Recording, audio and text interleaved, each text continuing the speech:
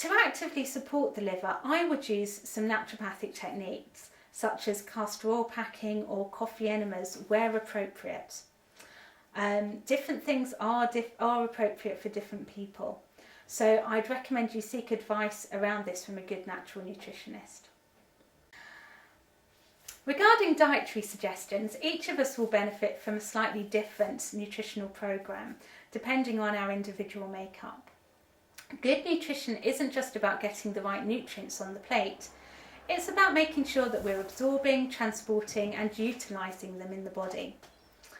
You may well benefit from a programme tailored for you by a nutritional therapist or nutrition advisor.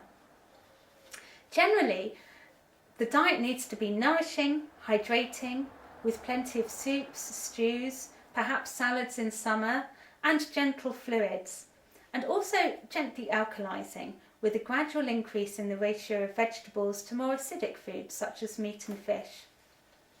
Include a good variety of vegetables and salads, with varying colours but highlighting the greens.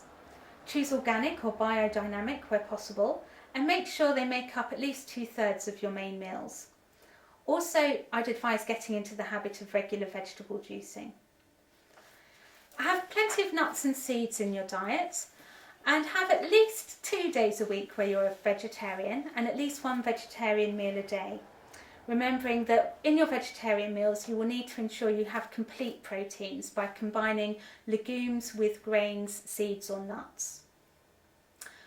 Avoid or reduce dairy, damaged fats, smoked foods, table salt, sugar and aspartame, fizzy drinks, caffeine and alcohol, the nightshade family, so tomatoes, potatoes, peppers except for black pepper, and aubergines.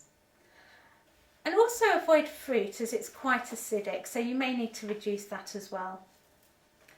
You might also benefit from avoiding wheat, or perhaps all the gluten grains, wheat, rye and barley, plus many oats contain gluten too, or in some cases all grains entirely for a while. In any case, grains, pulses, nuts and seeds all need to be soaked overnight in water and then rinsed thoroughly. And this deactivates the enzyme inhibitors, washes away the phytates and generally makes them more hydrating and nourishing. So you'll each have your own likes, dislikes and requirements which will change seasonally and as you change, but you may find the following useful as part of a nourishing, hydrating, alkalising diet. For breakfast, perhaps a super seed smoothie with nut milk, pumpkin seeds, sunflower seeds, sesame seeds, plus avocado or banana to thicken, and maybe a little bit of raw honey to sweeten it. Or you might want some quinoa or rice porridge, again with some ground nuts or seeds.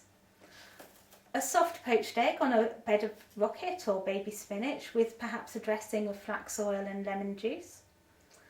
Or perhaps some gluten-free muesli soaked overnight in water with a little homemade almond milk. For lunch or dinner, and try and have your main meals earlier in the day where possible. So perhaps quinoa with a mixed vegetable stir fry. So perhaps carrot, broccoli, spring greens and onions, stir fried in coconut oil with garlic and ginger. Or a lentil and vegetable soup.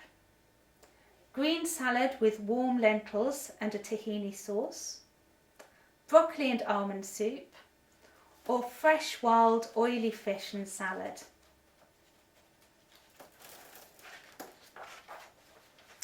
To drink, with water I generally advise gradually increasing to about 1.5 litres or 2 litres a day, and never more than 1 litre in the space of an hour. Water's best drank between meals and sipped slowly, body temperature or room temperature. Herbal teas are also good. Nettle tea is rich in silica, chamomile tea is soothing to the liver, and perhaps a glass of fresh vegetable juice, and invest in a good masticating juicer if you can. With supplements, this will vary from person to person, but you may want to highlight essential fatty acids, especially omega-3 in a broken down form such as fish or krill oil, as well as magnesium citrate, perhaps within the context of a magnesium focused formula, so magnesium with some supporting minerals and maybe a good range of B vitamins.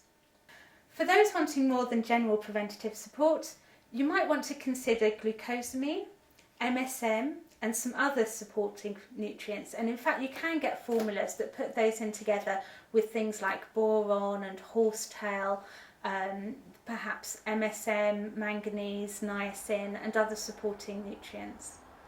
Or you may want to go and see a qualified nutrition advisor or nutritional therapist to give you a completely personal, tailored programme.